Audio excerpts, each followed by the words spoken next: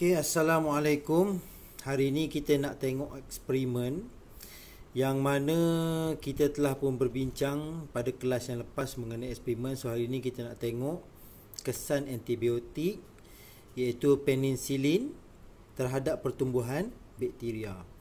Okey, tujuannya ialah untuk mengkaji kesan kepekatan antibiotik penicillin terhadap pertumbuhan bakteria. Jadi saya beritahu kepada kamu, saya ingatkan lagi kepada kamu, macam mana kamu nak tahu manipulasi, dia akan ada sebelah perkataan kesan, iaitu kepekatan antibiotik. Itu yang manipulasi. Dan selepas perkataan terhadap, itulah adalah yang bergerak balas, iaitu pertumbuhan. Dan dalam eksperimen ini, kita akan tengok pertumbuhan bakteria ni, kita kira dia berdasarkan apa? Luas kawasan jernih. Luas kawasan jernih. Jadi semakin besar kawasan jernih itu menunjukkan dekat situ tidak ada pertumbuhan bakteria. Semakin besar kawasan jernih itu menunjukkan situ maksudnya antibakteria tu kuat dan menyebabkan bakteria tu tak dapat tumbuh di sekeliling dis. Nanti kita akan tengok dis tu apa dia. Okey, yang dimalarkan adalah jenis bakteria lah, sebab ada bakteria dia ni dia tak boleh, dia rintang terhadap sesuatu antibiotik. Jadi kalau mu bagilah antibiotik apa pun, dia tak akan mati.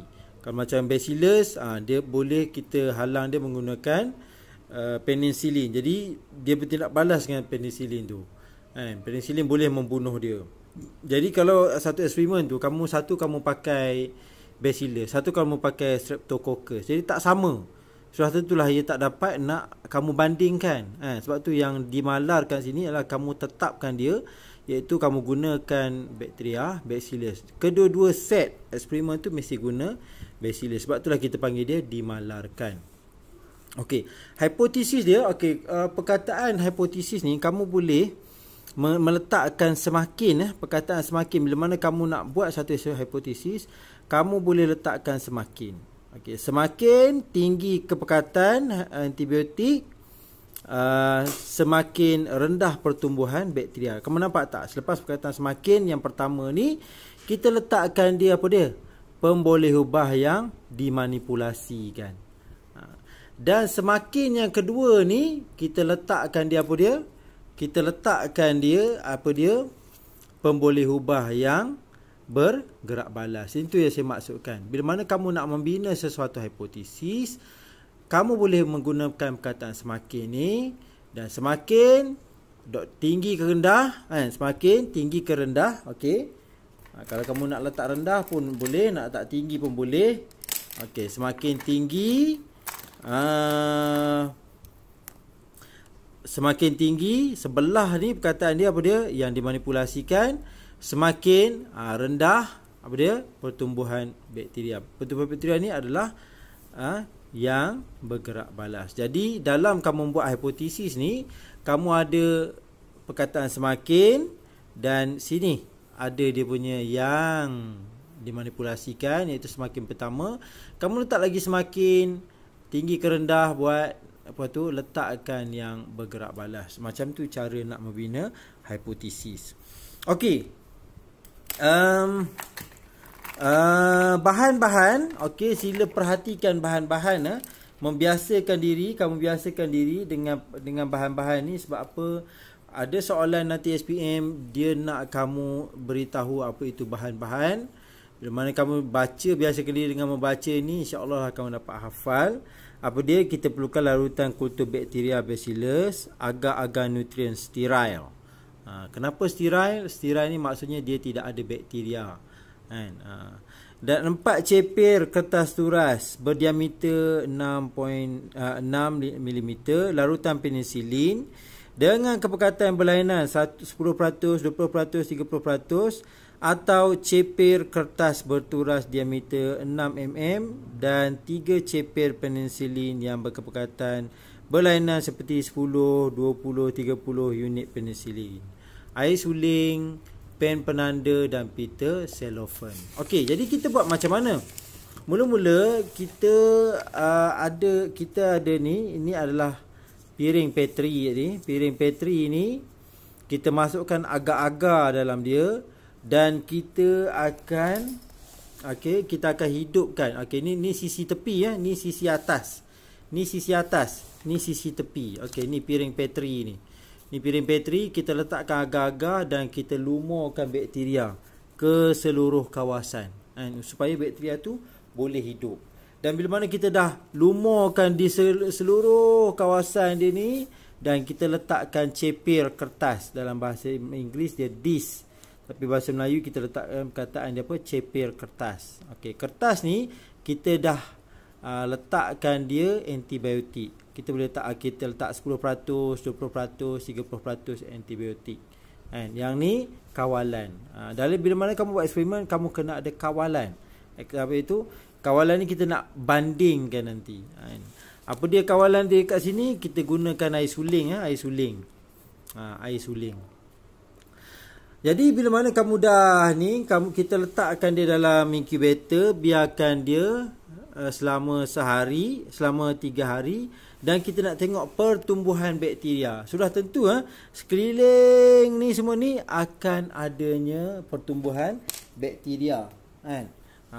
Di sekitar sini semuanya ada bakteria. Jadi kamu akan dapati bahawa yang kosong ni, yang tak apa-apa ni, di tepi-tepi dia ni pun akan tumbuh bakteria. Tapi bila mana 10% akan ada kawasan jernih, yang mana bakteria tak boleh tumbuh dekat sini. Dia akan hidup tepi-tepi gini. Dan disebabkan kepekatan sini lebih luas, jadi jarak dia punya kawasan jernih tu lagi besar. Lagi besar. Sebab apa? Sebab cepir kertas ni dia ada penisilin. Jadi bakteria ni tak boleh hidup kat tepi-tepi dekat dengan dia. Dan disebabkan kepekatan dia tinggi, jadi kawasan jernih ni dia akan lagi besar. Disebabkan ni 30, dia lagi besar. Macam tu. Dia lagi besar menyebabkan kamu akan dapati dengan jelas bahawa bakteria ni semakin besar, semakin tinggi kepekatan penisilin diletak pada cepir kertas ni, semakin luas kawasan jernih. Sebab apa? Kawasan jernih ni bakteria tidak boleh tumbuh berdekat dengan sebelah dia. Jadi di sini kamu dapatlah beritahu bahawa kesimpulannya, adakah hipotesis diterima? Sudah tentulah hipotesis diterima, itu semakin tinggi kepekatan penisilin, semakin besar. Semakin besar kawasan jernih. Jadi siapakah orang yang pertama yang membuat eksperimen seperti ini? Dia adalah Alexander Fleming. So Alexander Fleming inilah orang yang pertama yang menemui cara bagaimana nak mengkaji sesuatu antibiotik tu berfungsi ataupun tidak untuk membunuh bakteria. Kadang-kadang memang kalau kamu dihantar ke hospital ke, disebabkan ada jangkitan bakteria dalam darah ke, mereka akan ambil darah kamu, dia akan letak pada agar-agar ni, dia akan lumurkan. Kemudian dia akan letakkan antibiotik. Antibiotik ada banyak jenis. Kamu jangan ingat penicillin sahaja. Banyak jenis antibiotik. Yang mana satu yang sesuai untuk bunuh bakteria dalam badan kamu ni. Jadi dia akan buat eksperimen macam ni. Dia tengok, yang paling tinggi contohnya jenis garamycin contohnya. Jadi dia akan pakailah garamycin yang sesuai untuk membunuh bakteria yang terdapat dalam badan. Jadi eksperimen macam ni dijalankan oleh siapa? Oleh Alexander Fleming, dan dia adalah orang pertama sekali yang menjumpai penicillin. Kita pergi pula kepada kaedah rawatan penyakit berjangkit. Penyakit berjangkit ni sebenarnya dia ada beberapa. Yang dalam kamu tengok dalam silibus ni kamu ni, contohnya adalah 3 sini, iaitu apa dia? Pneumonia, satu lagi athlete foot, satu lagi kita panggil dia kayap. Sebenarnya pneumonia ni dia disebabkan oleh bakteria yang kita panggil dia sebagai apa? Streptococcus pneumonia. Jadi saya nak kamu ingat balik bentuk-bentuk bakteria. Ini adalah bentuk apa? Bentuk coccus. Ini bentuk coccus. Dan sebabkan dia panjang ini, bersama-sama kita panggil Streptococcus pneumonia. Okey, dirawat dengan apa? Dengan antibiotik, dan nama antibiotik adalah penicillin. Okey, kemudian athlete food ni biasa berlaku kepada kepada mereka yang selalu pakai kasut, kan? Pakai kasut, dan juga kasut pun dah lama tak berbasuh, kan? Biasanya orang yang suka bersukan lah, kan? Dekat kaki dia tu ada kawasan lepuh-lepuh warna putih dan berbau busuk. Dia mengeluarkan air berbau busuk. Tu athlete foot, kan?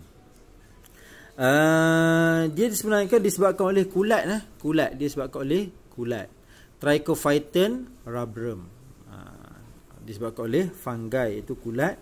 Jadi dia dirawat menggunakan antifungal yang bernama clotrimazole. Okey, kayak. Kayak pula dia disebabkan oleh virus. Nama dia varicella zoster dan dirawat dengan antiviral. Nama antiviral tu acyclovir.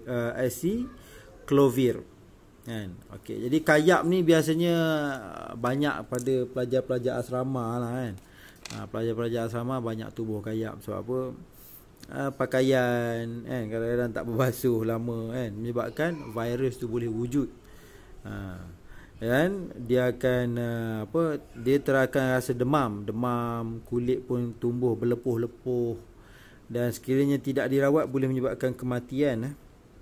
Itu yang bahayanya kayak ni. Okey,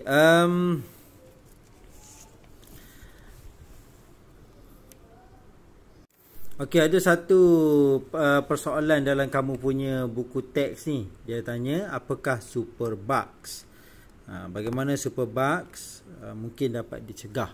Jadi istilah yang dikatakan superbugs ni adalah bakteria ataupun mikroorganisma yang rintang terhadap ubat dia, terhadap antibiotik dia. Kalau macam kes bakteria ni, dia rintang terhadap apa-apa sahaja antibiotik. Bukan tak ada, ada sebab tu ada yang mati disebabkan oleh jangkitan bakteria. Sebab apa? Bila mana dia dah ada dalam badan, dia dah hidup dalam darah, dah cuba cara banyak antibakteria dah diberi, semua tak jalan, kan? Sekarang sebab apa? Sebab bakteria tu dia terlalu rintang, kan? Dia terlalu rintang, dia tak boleh dibunuh.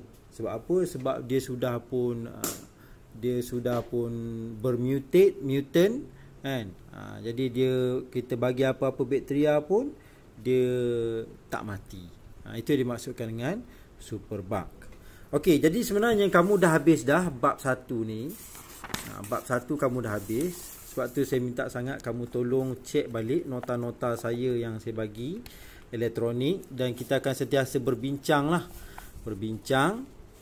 bagaimana untuk kita memahami lebih lanjut bab 1 ni. Okey, kamu telah pun mempelajari semua jenis bakteria, fungus dan juga protozoa, alga, dan juga virus. Okey, jadi itu adalah kelima-lima mikroorganisma yang kamu pelajari, dan pertumbuhan mereka dipengaruhi oleh apa? Oleh nutrisi, kelembapan, cahaya, suhu dan nilai pH. Dan kamu juga telah pun mempelajari apa dia? Mikroorganisma yang berfaedah. Jadi untuk pengetahuan kamu, bukan semua mikroorganisma ni dia berbahaya. Ada antaranya yang memberi faedah, dan mereka ni digunakan dalam pelbagai bidang. Contohnya perubatan, pertanian, perindustrian dan juga bioteknologi. Kemudian kita telah mempelajari itu bakteria patogen. Jadi istilah patogen ni apa dia? Istilah patogen ni adalah istilah bakteria ataupun mikroorganisma yang menyebabkan penyakit. Bakteria yang menyebabkan penyakit ataupun mikroorganisma yang menyebabkan penyakit, kita panggil dia patogen. Dan dia dapat dikawal dan cegah dengan menggunakan teknik aseptik. Teknik yang mana kita nak menyah kuman, kan? Menyah kuman, kita nak buang semua kuman, nak bunuh semua kuman sebelum kita menggunakan sesuatu peralatan, kan? Okey, contohnya kita gunakan kaedah pensterilan, pendidihan, penggunaan disinfektan, antiseptik serta sinaran. Dan rawatan berjangkit ni juga, penyakit berjangkit.